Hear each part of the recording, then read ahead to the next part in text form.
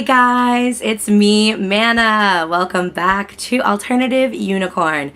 It has been a minute, and when I say a minute, I mean like, it's been a year. I know it's been a year. Why has it been a year?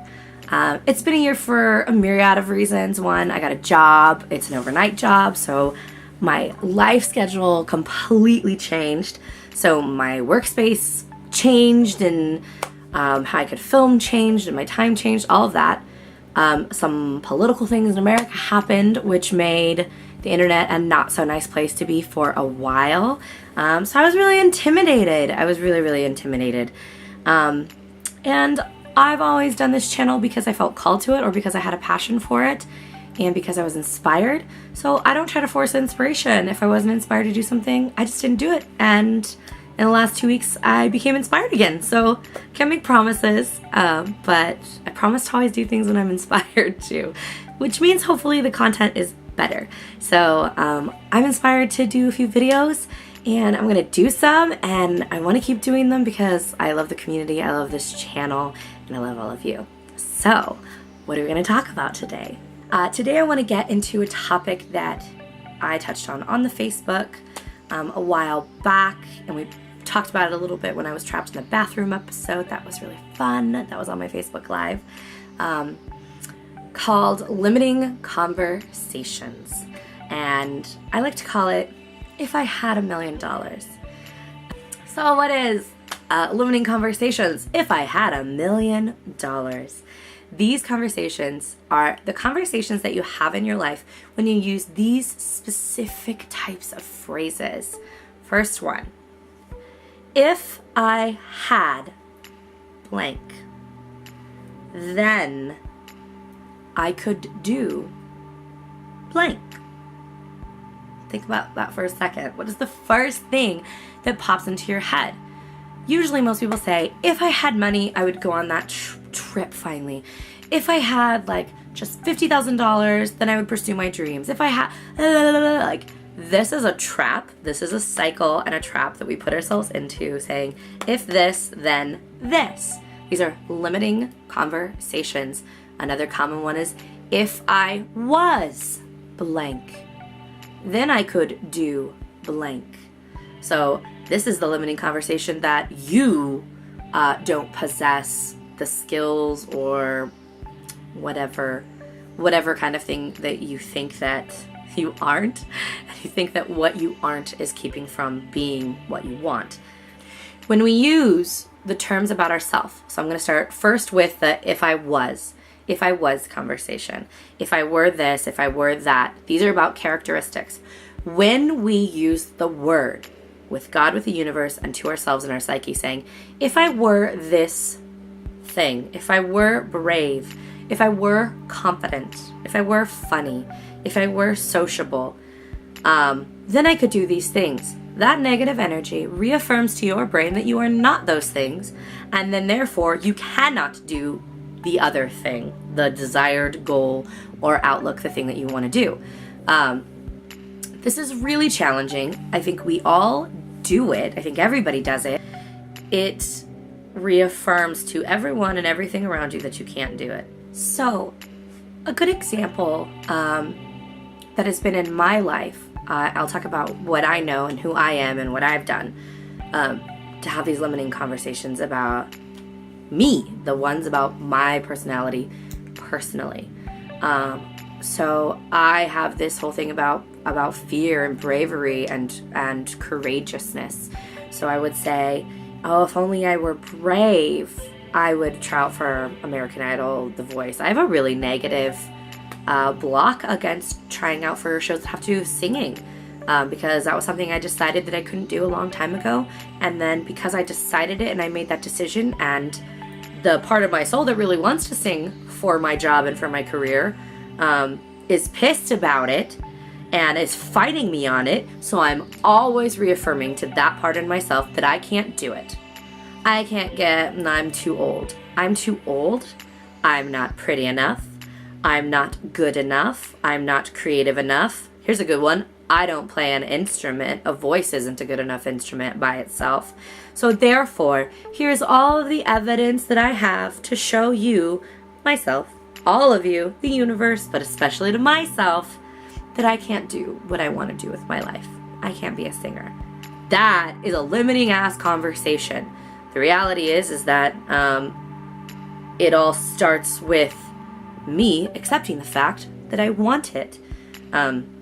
Hopping all over the place, but take this journey with me if you can. And this is a very talky video. It's not for everybody. If you don't like it, go away. Bleh. But go with me on this journey.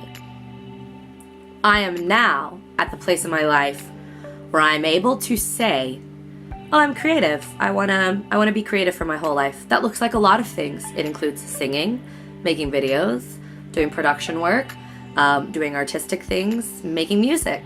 It's a lot of stuff.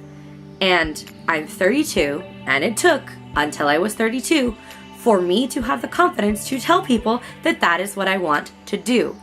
Why? Why?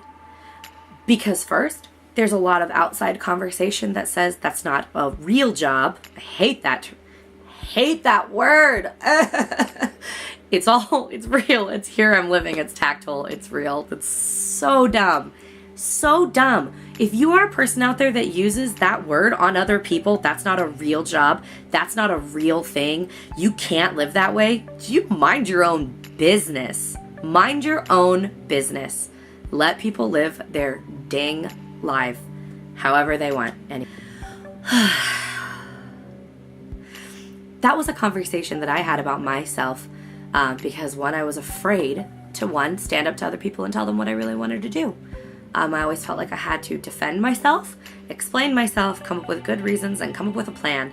I didn't need to do any of that. You don't need to explain why you like something to anybody. It's none of their business why you like something. It's your interest. It's your interest and it's your passion. You don't have to explain yourself. So a big part of me letting go of that negative conversation with myself was accepting the fact that I do like it and that I do want it. That seems really easy, and it was the hardest thing that I've ever done. The hardest thing I've ever done was not explain what I like to other people, not defend myself to other people, and not have to give good reasons as to why it's something I want to do or to tell people my plan. Don't need to do it. I'm a grown-ass person. I get parents get concerned. They want their kids to have money. It's because we're all in a fear conversation. It's all because of the limiting conversation that there's not enough for everyone. Okay. That's my example, my personal example. An example about money. If I had this amount of money, then I could do this thing that I want to do. Given things do cost money, and sometimes we have jobs and responsibilities and things that we need to do in life, I get it. I get why that's such a hard and affirming conversation, because we live in a material world where there's a lot of fiscal responsibilities, and most of us can't see beyond that. Most of us can't see beyond our day-to-day responsibilities and the bills that we have to pay, and the way that we're going to accomplish that. And we see debt pile up. We see impossibilities everywhere.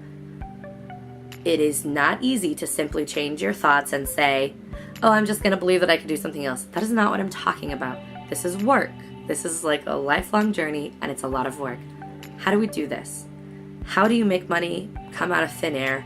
How do you go on your dream trip when you're $70,000 in debt? Do you guys know the answer? For example, I wanted to go on a trip for 3 months. I wanted to go to Israel, and I wanted to go to Eastern Europe because I was really called to doing that.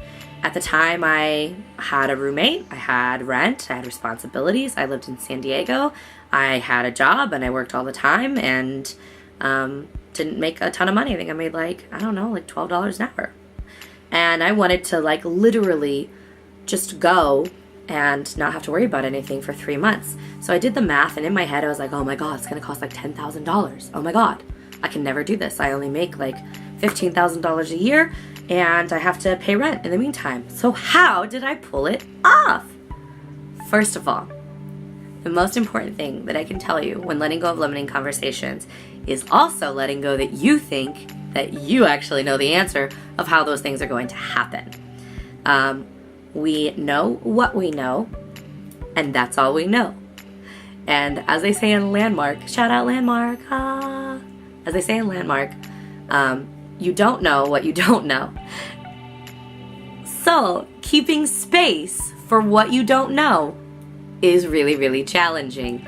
It takes a lot of faith, a lot of trust, and a lot of practice to be able to say, I don't know how it's going to work out this way, but I know it's going to. It takes a lot of faith and a lot of trust and a lot of hard work. So that was my first thing. I started doing the prep work by working, saving money, having a consciousness, because it does take physical work. It's like twofold. Our physical work and our spiritual work to make our dreams come true, to make things happen that seem really unreasonable. I let go of the conversation, had to stop saying, if I could save $10,000 and I could have this trip. Stop saying it. Stop saying the limiting thing. Otherwise, you're never going to receive a miraculous way of handling it or a miraculous way of doing it. If I kept saying, I need $10,000 only, that's all I'm going to accept, that is what it takes, that is the cost, that is the price, I would have never gone on that trip. I think at max I saved $2,000. At max. Everything else happened because I was open and willing to accept the fact that I didn't know how I was going to go, that I was committed to going, that I was absolutely going, and that I had to open myself up to receive a different way for that trip to happen. At the time, I was willing to stay with people that I didn't know. That's not for everybody. I know friends that have gone there and stayed in great hotels and also on a really small budget. This is not about sacrifice. That was something that I was willing to let happen. And you know what? I just went on a cross-country road trip and stayed in an expensive hotel. These two things can exist in the same realm. Sacrifice is not the conversation. So, let's break it down into steps for the if I had $1 million conversation. Number 1, stop saying the limiting phrase. Stop using the words, if this, then that. If I was, then that. Delete these from your vocabulary. You're not allowed to use them anymore. All it does is add energy around it and makes it more difficult. It is not the only problem in the scenario, but it is a really heavy energetic burden that we don't need to be carrying around with us. It's really ridiculous. It's really trivial, and it's not real. It's not real. Our opinions of ourselves really don't matter. Opinions of other people certainly don't matter. So let go of the opinions that you have about what you think you are and you are not, and let God tell you what you are, because He's got some great things to say about you. Really does. Number 2, detach from the idea that you know the solution to the problem. Detach from the idea that you have thought of the only answer. There are lots of possibilities in the world. There are a lot of options, and there are a lot of ways to make things happen for us. And sometimes they're not going to happen the way that we expect. I'd say about 95% of the time, life never happens the way that you expect it to. So why are we expecting our dreams to happen in a similar fashion? I can guarantee you, if you watching right now, look back at your life 10 years, did you ever think you would be exactly where you are right now 10 years later? No! Because life doesn't happen the way you expect for a good reason. Because we don't always know what's best for us. There are other things that are supposed to happen. There are other choices we make. We change all the time. So allow your dreams to change, emerge, evolve, and open up to new ways for them to come to fruition. Okay? Number 2. Number 3. Try to ignore, stay away from, and eliminate conversations around you or at you that are limiting. So, getting rid of you saying, if this, then that. Also get rid of other people that say, if you, then you. If you, then you can do that. Get rid of them. Not like get rid of them, because a lot of times they're family members. You can't get rid of them, but you can't ignore the conversation. I simply step aside and be like, thank you for your concern. I really appreciate that. I'm great. That's what I say. And my family loves me and I love them. They trust me. They don't know how I do the things I do. I'm sure they're concerned about me all the time. But we love and respect one another because I respect them for being worried. And they know I'm going to do what I'm going to do anyways. So I don't get in fights with them. I'm not trying to change their thinking. And most people aren't really like, just let it go. Don't be mad at them. Don't be so mad that they're saying it. They're saying it because that's how they think too. They're saying that stuff because they're worried. They're worried about their life. They're worried about your life. It's why they have it. It's why it's so limiting. It's why the whole world believes it's all true. Because it comes from a place of absolute worry. That is where that comes from. Fear. So don't be so hard on other people that say it, but also don't listen to it. Okay? Number 4. Fourth way you're going to help stop the process of limiting conversations is you have to find a way to surrender that conversation. It doesn't disappear because we want it to. I've mentioned on this channel before, spiritual regimen being an incredibly important part of my life. This is a spiritual channel, so if you're not interested in spiritual solutions, I suggest you don't watch this, because I think it's an integral part of solving this kind of problem that we have with ourselves. I let go of it by giving it up to God, to my angels, to my team, to my guides. I'm constantly unloading on them, saying like, oh, why am I doing that? Ugh, help me stop that. Help me rephrase that. Help me do it. And they are by my side. Talk to God and ask him to change that conversation for you. And also ask them for miraculous solutions. Like pray. And the secret, gratitude is a really important aspect of receiving. So, you don't know how it's going to happen. You're getting rid of the conversations. You're doing the physical work that you can. And then open yourself up to gratitude so that you can receive. Give thanks before you get it, knowing that you have it. And say thank you, thank you, thank you, thank you, thank you, thank you, thank you, thank you, thank you, thank you, thank you. So that you receive. So that you receive. So that you receive. Do you understand how important that is? Thank you, thank you, thank you. I'm worthy of receiving a different life. I'm worthy of receiving a solution. I'm worthy of something miraculously happening to open up this space. So I've done all that work. It's a lot of work, it's a lot of work, it's a lot of work. And nothing's happening. Let's say nothing's happening, okay?